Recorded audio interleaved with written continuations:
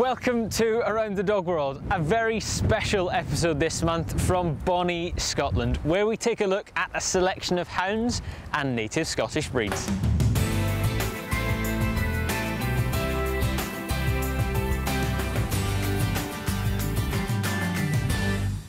As usual in March and April, the dog show community takes a little break to regroup after the frenzied exhilaration of the sport's biggest event, Crufts.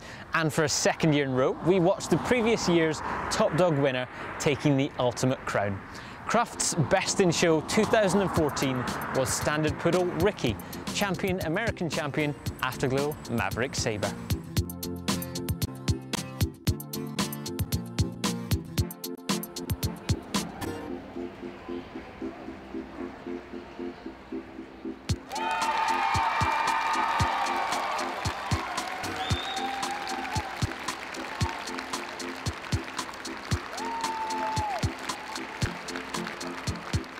Well, congratulations again, Mike. That's a month. Has it gone in yet? Yeah, it's interesting really. After all the hysteria and what have you on the night, the following day my back was in such a state once I'd taken the morphine patch off that I spent the next week in bed and had to have an MRI scan. And, well, literally I was lying flat on my back in agony for a week. I mean, at one point my 89-year-old mother had to put my socks and shoes on. I mean, it was a mess. But anyway, it doesn't matter. It was like the memory of it sort of helped. I'll bet. And Ricky is obviously now retired from the show ring in the UK. Yeah. But Jason is across in the States, and he's going to give him his final goodbye over there. Jason's gone over for the rest of April, which is very nice for him. I'm going flying out on my birthday, which is on the 22nd. And happy birthday, don't forget. Yeah, don't forget. And meeting Jason in Salisbury, Maryland, where Poodle Club of America is. And Jason will show Ricky for the last time there. So. And of course Ricky was there last year with Jason and has already done quite well with it. Yeah, he was best of winners last year. So. And last year he went without a reputation. This year he goes as top dog, Crufts Best in Show winner. Yeah, but you know what that means. Yeah. You know, sometimes that's not always a good thing. You know, so long as he shows well and looks good, I don't think he's got anything to prove at this stage. So. And what might be interesting is Ricky might come up against his father, Dino. Yeah, because the girl who's judging's used his father twice. So obviously they're excited at the prospect of showing under her. So there'll be a huge entry of standard poodles there. So it'll be tough competition anyway. And you're now a Crufts Best in Show winner. You're on that elite list. Has that changed the way you've approached anything in the last month, or does it change your mindset at all? Well, no. My young standard bitch that got the reserve ticket at Crufts who was never beaten in their classes, has had 2 seconds and a third. So, I mean, I don't know whether that's changed my mindset. It certainly brought us back down to earth with a bang. It's you know, it's interesting because I'm always about looking forward. It's been the way I've conducted everything in my life. You know, it's nice to look back occasionally and fondly on things that have happened. And again, you're looking forward. Throughout the past month, I've seen Jason uploading lots of little video clips to Facebook of Shelties and toy poodles. So it's not standard poodles that you're focusing your attention on, is it? Well, the standards are really, you know, the big passion in our lives now. But we've got 2 really super young bitch American cockers, the best of which the Crumb will end up with. We've got some toy poodle youngsters that look super, and Jason's got another litter of peaks that he's pleased with. And of course you're here today as Best in Show judge. Judging must excite you as well. It's interesting really. I mean, this is my first hound group. It's Best in Show at the Scottish Hound, and I'm looking forward to later when I get my hands on these dogs. The judging has always been something that is secondary.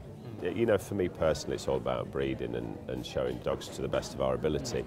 But that said, when I see something that excites me of any breed, I get a big buzz out of that. Well, I'm sure we will see you again throughout the year. Good luck for later on. Best of luck for 2014. Thank you very much. Thanks for talking to us. No problem, thanks.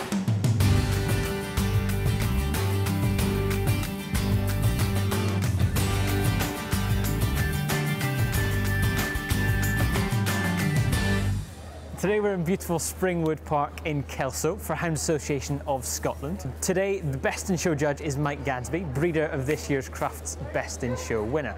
But first we need to take a look at some of the recent winners in the past few weeks. Now on last month's programme we said goodbye to her, but look who we found in windy Keslo. Nice to see you, Marina. Hello, you just can't get rid of me. No, can't get rid of you at all. Nice to see you. Thank you. Now the first stop in recent weeks was Scottish breeds, another one this side of the border, where Best in Show judge there was Patsy Hollings, and awarded it to the same breed that won the show last year. Yeah, that's right, a bearded collie. This year's winner was one called Sengalis Breaking Dawn for Cloverbray. It was winning its second CC. Last year's Best in Show winner actually won its first CC. So, that's quite interesting. Yeah.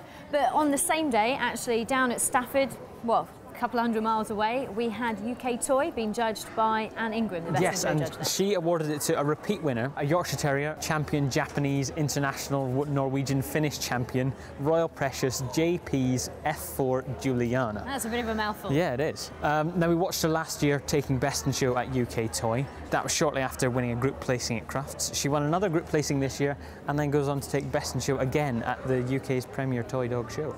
And the following week, it was the turn of the Terriers back at Stafford Agricultural Centre. Yeah, Best in Show judge at National Terrier was John Bunting, and if you've been watching Around the Dog World any time in the last year, this is a very familiar face. That's right, Oliver takes another Best in Show win.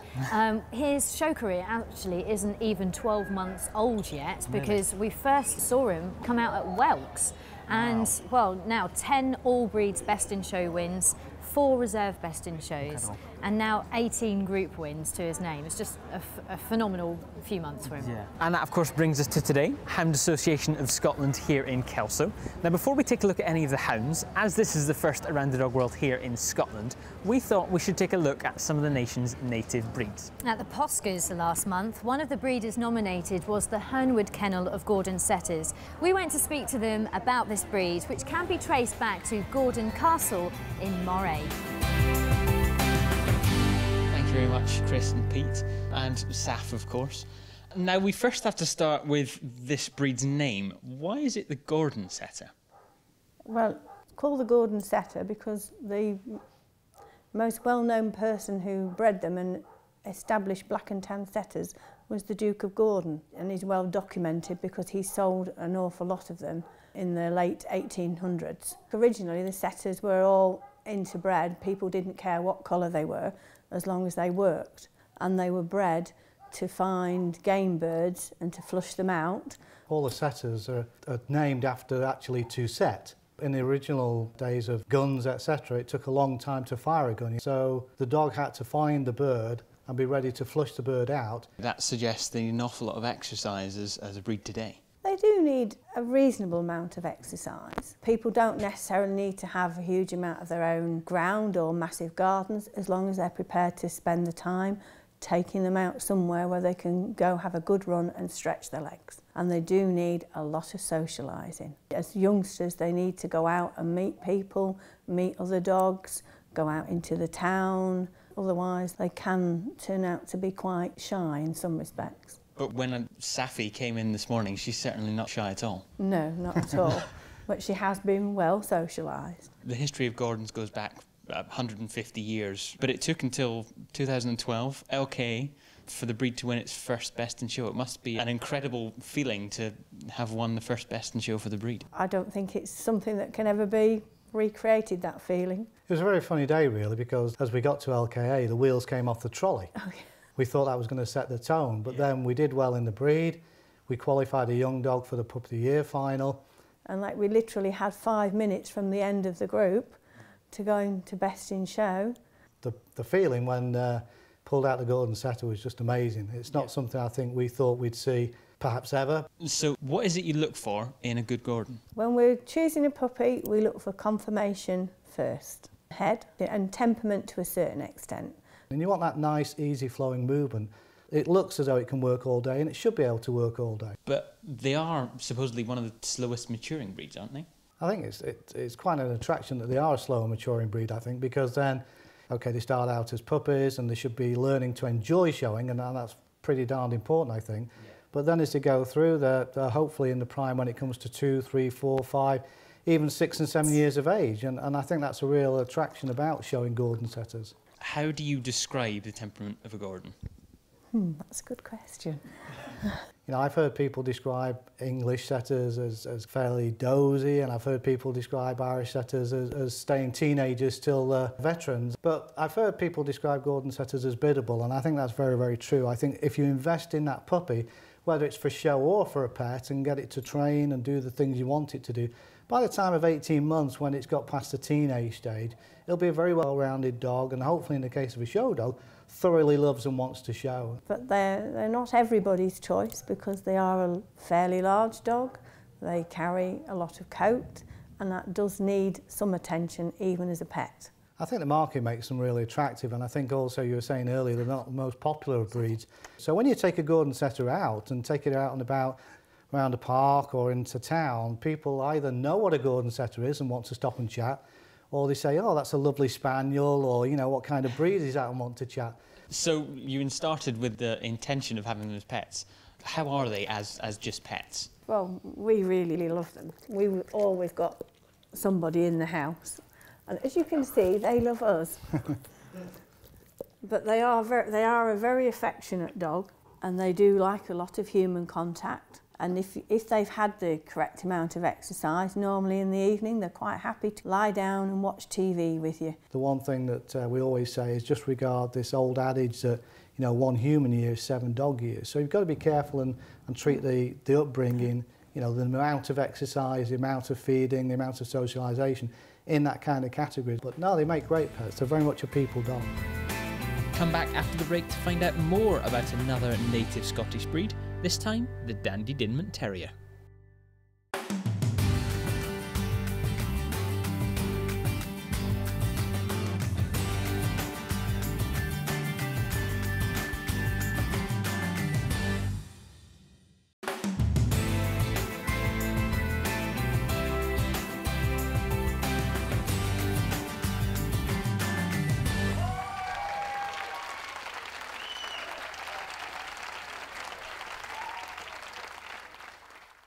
Thank you, Francis, for letting us stop in. Breeder of 31 Dandie Dinmont champions. That's quite a record. Thank you. Now, tell us a little bit about the breed. How did you get started? Well, the first time I saw a Dandie was actually at a Scottish breeds show, and at that time I bred bearded collies, and from that I got my first Dandie. Once you have one, for me anyway, nothing less will do. They just really get under your skin. And tell us about the conformation of a Dandie, because they're quite different from most other dogs in the terrier group. They are, because they have that quite unique top line, or should have, which is really an elongated S shape. A slight dip behind the shoulder and with a corresponding arch over the loin and a slight follow-away to the root of tail.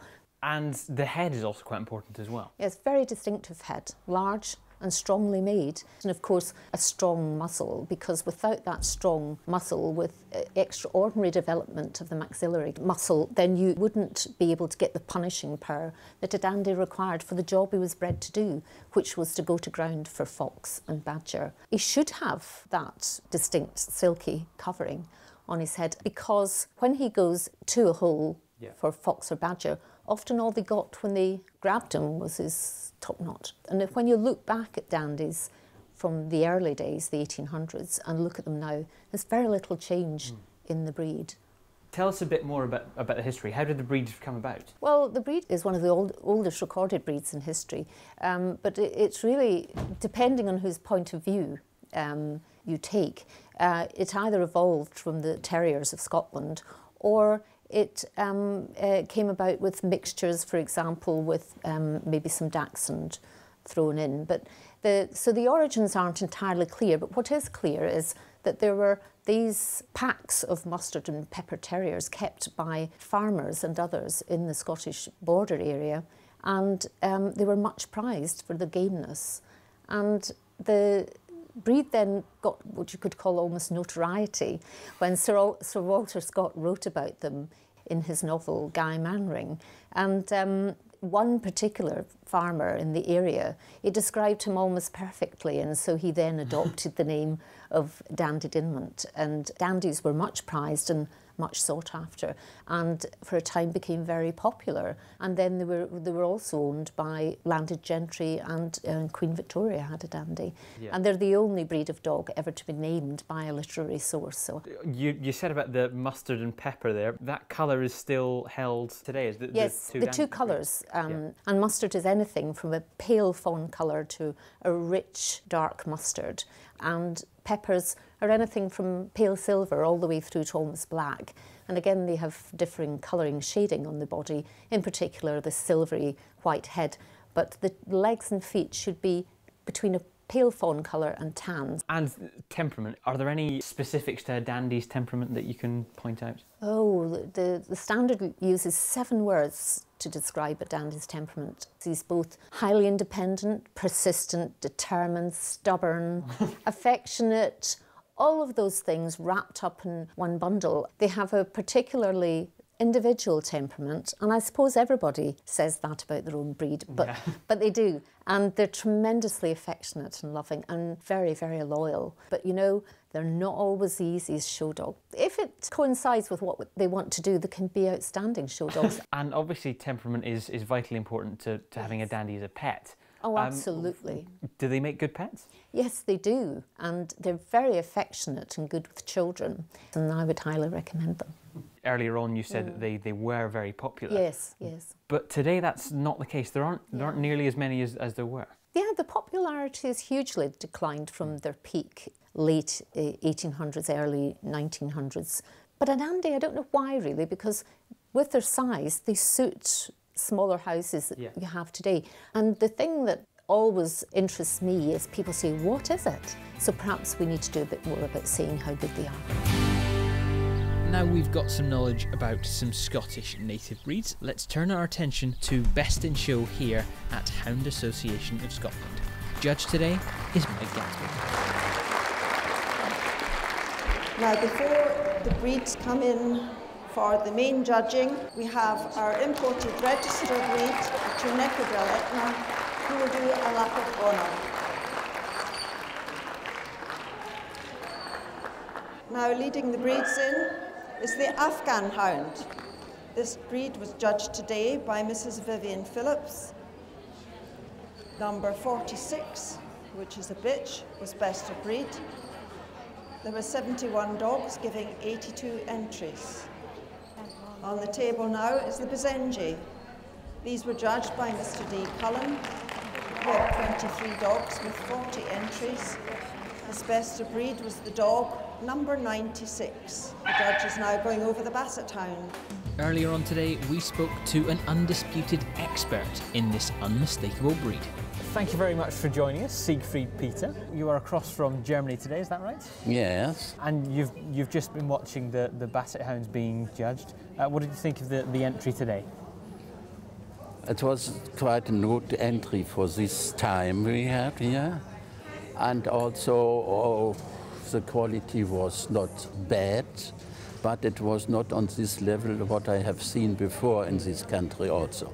But I have seen them for 50 years nearly, and so it's up and down going.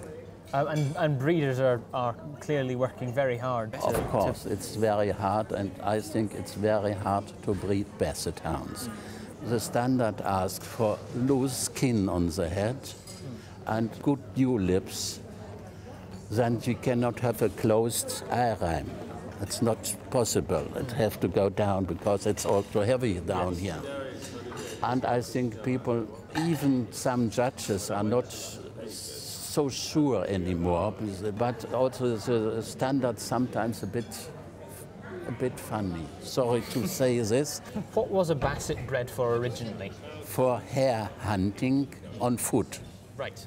After the French Revolution, big landowners was going to the guillotine, and her land was given to other people in little pieces. Yes. And in this time they had these lovely French hounds, similar to your foxhounds, different sizes. And then in these little pieces of wood they had, the big hounds was too fast. Right. And so they selected from the packs the short-legged dogs. Right.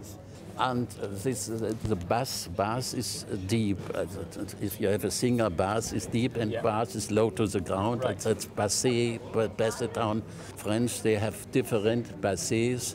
Artesian Normand, they have the Griffon Vendée, they have the Fauve de Bretagne, and they have the Bleu Gascogne. Now, you judged breed at Crufts. What is it a judge is looking for in a Basset Hound? For me, most important is that you have a feeling for harmony and for balance and the movement. If a dog cannot move right, then the construction cannot be okay. It's a hunting dog, it's had too good to move. And Basset Hounds are very well known around the world, and many people have them as pets, and many people want them as pets. What advice do you give to pet owners that want a Basset Hound? Don't feed him too much. I always say even a Basset Hound can have a special elegance. He can be a good companion as a house dog with a family and with children. And Well, thank you very much for talking to us. These were judged today by Mr. P. McGarry Arthurs. 43 dogs gave 48 entries. Best of breed was the dog number 168. On the table now is the Petit Basset Griffon Vendée. These were judged by Mr. Tom Johnston. He had 17 dogs, giving 21 entries, and best of breed was the dog number 120. Next we have the Grand Basset Griffon Vendée, judged by Mrs. Marilyn Pursgloff. 15 dogs gave 26 entries. The best of breed was the dog 108.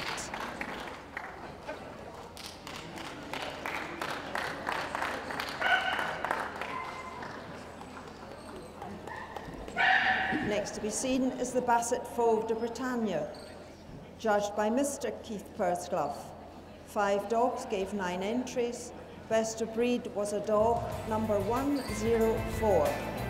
Come back after the break for more from Best in Show, plus we take a closer look at more of today's hounds.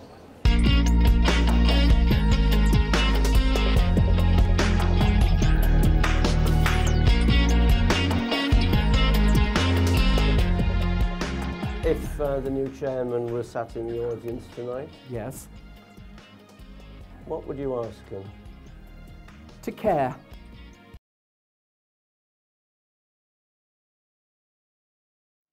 I see myself as the judge that was banned.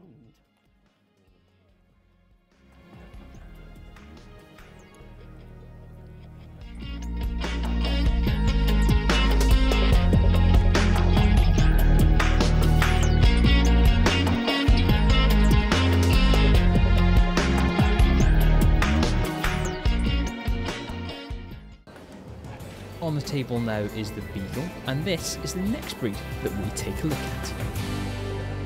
Today we stopped off at one of the breed's most successful kennels of all time, Rosset, and we are joined by Patricia Sutton. Thank you for letting us stop in, Pat. My pleasure. Now, best place to start, the beginning. How did you get involved in Beagles? Well, as I'm sure most of the dog show people know, my parents were very much involved in dogs, and mother started breeding boxers, in fact, in the mid-50s, and then moved on to breed Beagles. So, of course, I've been brought up with Beagles since I was about 10 years old, and yes, there was never any question, really.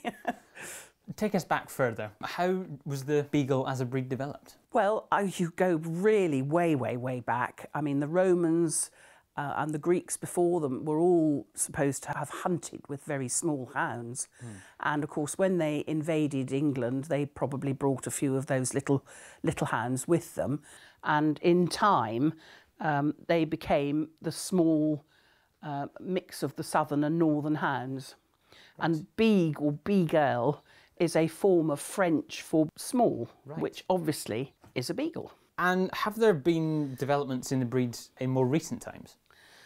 Well, I think we've had, probably 50 years ago, we had a big influx of American-bred dogs. Right. Interestingly, of course, in the mid-80s, 1860 onwards, 1880, there was a great influx of beagles from this country to America. Right, so it was the return. It was the return, yes. And that sort of development surely must have changed type in some way over the... Yes, I mean, I think they've become much more elegant, a much more athletic little dog, and the hunting type and the showing type from about the 1950s certainly has grown quite a long way apart. Right. And despite being a British native breed, they are massively popular overseas as well. You spoke about being in North America. Yes, well, they're all over the world. I mean, there were packs formed in South Africa, Australia, New Zealand, wherever the British colonised, they took their beagles with them. Right. What do you think it is about the beagle that makes them so popular? Well, I think today they're a small dog. They're a clean dog. They've got no coat to be too worried about. They are a healthy little dog. They are obedient if you train them properly, but they should always be a really lovely... They make your family their pack. And in most people's mind, when they think of a beagle, it's immediately a tricolour dog comes to mind, but it's not the only colour you get in beagle, is it? No, and this country particularly has... We show particularly tan and whites, lemon and whites. We've got some breeders who've concentrated on keeping the mottled colour alive. Ah, right, yes. And now, across the world, they're beginning to realise, and certainly pet people are becoming more realistic about asking for different colours. In breed rings at champ shows, the competition is always incredibly strong. Yeah. But what is a judge looking for in a good one? Well, they're looking for a reasonably compact little dog, should be a little bit longer than square, of a very happy temperament, particularly good shoulders, and one of the major things with a beagle is a really lovely head. Right. And if you see a beagle looking at you and it just melts, that's the correct expression. Now, because they are so popular, there will be many people watching with one of these hounds curled up at the feet, but no doubt many more that perhaps would like one. So, do beagles make good pets, and how are they with children? Well, I've always found them brilliant with children. I get several families looking for puppies, and even from an early age, they're all wanting to talk to the children. You know, they seem to be drawn to children.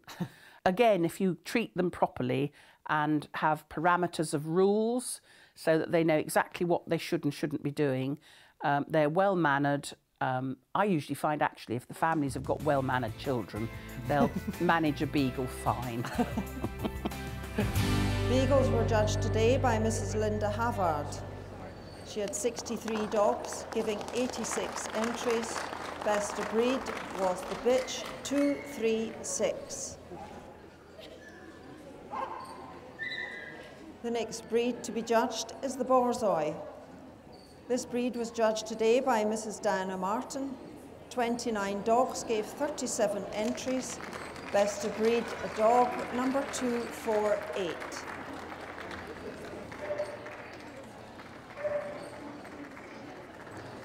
On the table now is the long-haired Dachshund. These were judged today by Mrs. Jill Peake. 20 dogs gave 32 entries.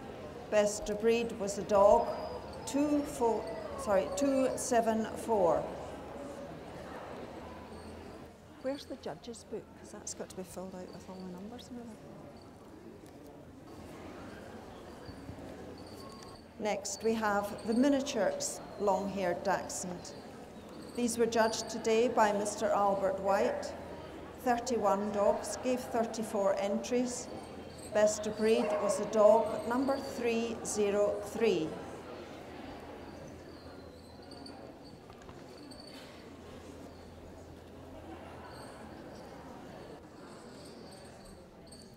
On the table now is the miniature wire-haired Dachshund. These were judged by Mrs. Jill Peake. 22 dogs gave 29 entries. Her best of breed was a dog, number 368.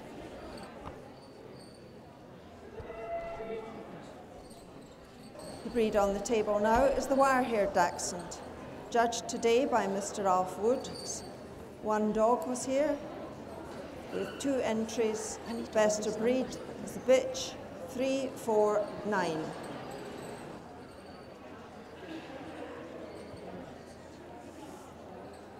Next up from Mike is the Deerhound, and this being the only native Scottish hound, we just had to take a closer look. Alison Morton, we saw you winning the Hound Group at Midland Counties last year. We're with you again today at Keslo to find out a bit about the Deerhound. Now tell us a bit about the history of the breed. The name perhaps gives it away, but what was it bred for? Yes, it was a native Scottish breed, bred to hunt red deer on the hills of Scotland. A sort of Scottish greyhound, if you like. And what about the temperament? I don't think I've ever seen a deerhound look frustrated or anything. They're always relaxed and look quite gentle. They are as adults, yes, until a deer gets up or some quarry gets up, and then they're a totally different breed. Very, very naughty puppies. And if you can get them to adulthood without wanting to strangle them, they are the most wonderful dogs. They're lovely temperament, get on very well with other animals. And they're quite a big breed, so that suggests they need an awful lot of exercise. They'll take as much as you'll give them as adults, really. They also can be quite lazy. They're quite happy to sit in front of a fire and watch the telly with you. But no, they do like a good run every day. They are a galloping hound. Yeah. They keep themselves fit, and it keeps them sane as well if they can burst some energy out like that every day. Does that, of course, means you need quite a lot of space to work a deerhound until it can run around? Well, yeah, not necessarily to keep them, as long as you're prepared to take them. We're very lucky in that we have 2 beaches very, very close to us. Yeah, they can get a good old gallop in the water as well, which they love. You mentioned their temperament is quite different as a puppy, but exercise as a puppy, is that quite different as well? Yes, you've got to be very, very careful with any of the big breeds, actually, who take a long time to grow. Joint security is always to the foremost, actually, when they're growing. A little bit of free running in the garden, no road walking until they're at least a year old, and then very carefully. And I always reckon if you look after their joints when they're under sort of 14, 15 months, you should be okay for the rest of their lives. Okay. Deerhound's appearance, it's quite a striking looking dog, but it's often mistaken for an Irish Wolfhound. Yes. How do you tell the 2 apart? The layman's way of doing it, when I'm talking to maybe a pet person who will stop me, if you can imagine a hairy greyhound, they are bigger and a little heavier bone, but the easiest way to remember is a hairy greyhound's like a deerhound, and a hairy Great Dane's like an Irish Wolfhound. Yeah. They've got that sort of build. That's that sort of thing. And what about what the judge is looking for in a good deerhound? Still looking for a dog which could do the job that it was bred to do. Yeah. And the deerhound is actually one of these breeds which has not changed very much over the years. It's only just recently that they've stopped coursing because obviously of the law in Britain now.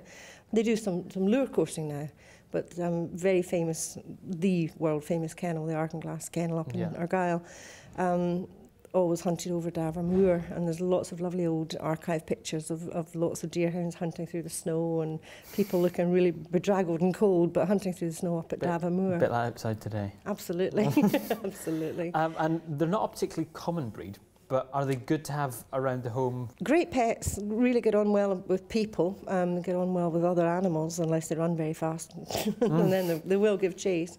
They're not very common because not everybody has the facilities to keep a large hound like that. Yeah. What I've found in the deerhound breeders is it tends to be real breed enthusiasts who have the breed, and they are actually still on the endangered list at the moment. My one regret with deerhounds is that I didn't have them years ago. I've dogs for maybe nearly 35 years. Yeah. My main breed, which I've shown all that time, were miniature wire-haired Dachshunds. Right. And I always had a sight hound or 2 around the house, but I really regret not having them years ago. They're wonderful dogs. The kind of, being a typical sight hound and sort of far-gazing, they do almost look into your soul. They have that kind of look. They're just wonderful, wonderful dogs. Deerhounds were judged today by Mrs. Shirley Rawlings. 44 dogs gave 57 entries. Best of breed was a bitch, number 404. Come back after the break to find out who Mike Gadsby chooses as his Best in Show winner.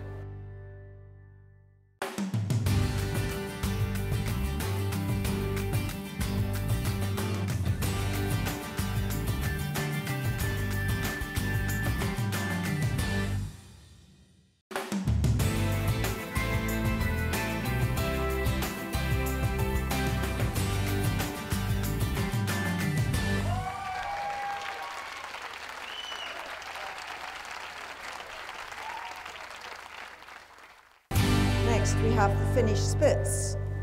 Finnish Spitz were judged today by Mrs. Marilyn Pursglove. 8 dogs gave 8 entries. Best of breed was a dog, number 419.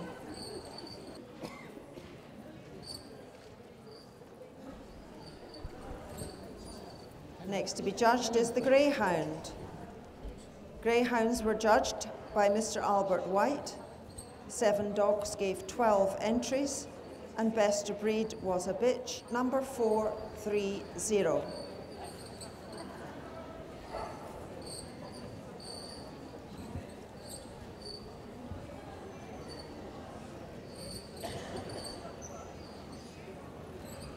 The breed who has now joined us is the Hamilton Stowberry. These were judged today by Mr. Tom Johnston. 7 dogs gave 8 entries. His best of breed was a bitch, number 439.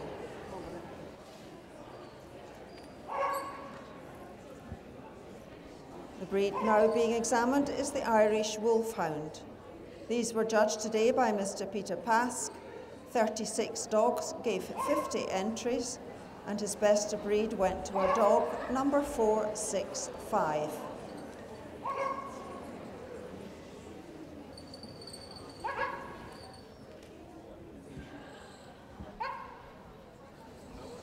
Next we have the Norwegian Elk Hound. Elk Hounds were judged by Mrs. Nicola Croxford. She had 25 dogs giving 43 entries. Best of breed was the bitch, 476.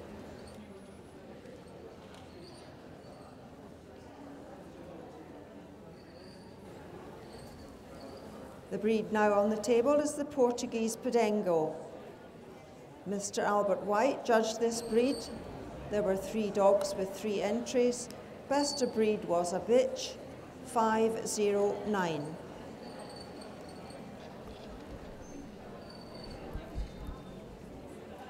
Next we have the Rhodesian Ridgeback. These were judged today by Mr. Eddie Patterson. 58 dogs gave 78 entries. His best of breed went to the bitch, number 517.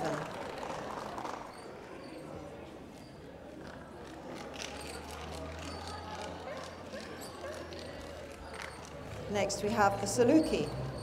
Salukis were judged today by Mrs. Joanne Mahan. There were 37 dogs giving 52 entries. Her best of breed was the dog, number 573.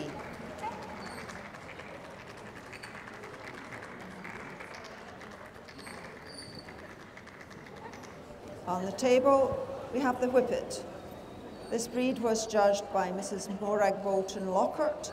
It was the biggest entry of the day with 140 dogs giving 180 entries. Her best of breed was the dog, number 742. Finally, we come to the not classified classes. These were won today by a foxhound.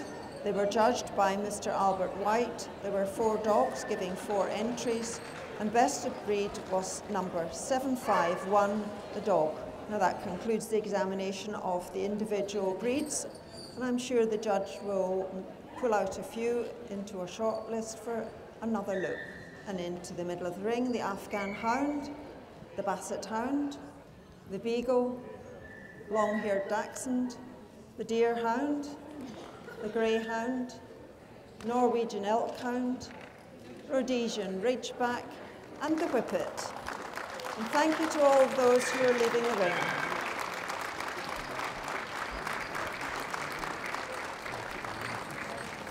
Yeah.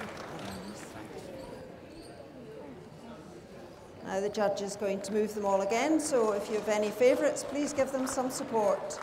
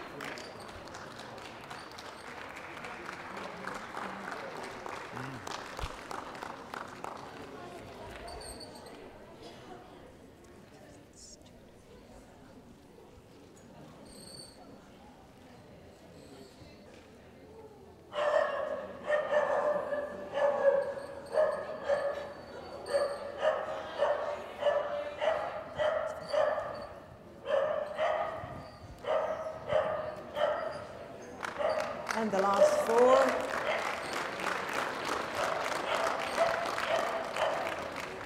We have the Beagle, the long-haired Dachshund, Greyhound and the Whippet.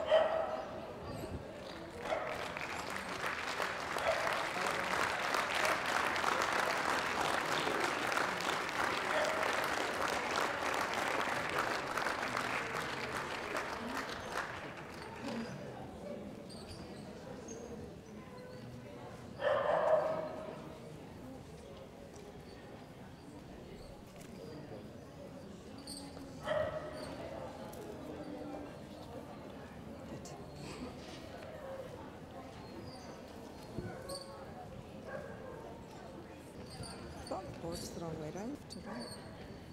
That's right to left. It's the wrong.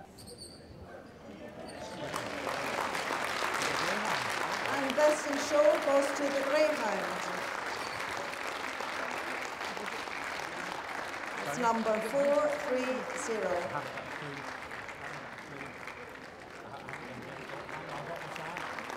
Then to second.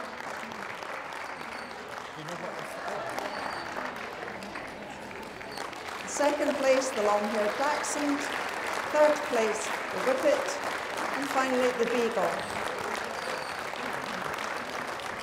Jerry and Una, congratulations. Best in Show. How do you feel? Absolutely elated, beyond my wildest dreams. It must be quite satisfying. Greyhound breed was judged by Albert White, our top all-rounder. Mike Gadsby, Crufts Best in Show winner this year. That's a sensational judging lineup. Absolutely delighted. Albert gave her mother, the mother of these ones, the best puppy at South Wales many years ago. Yeah.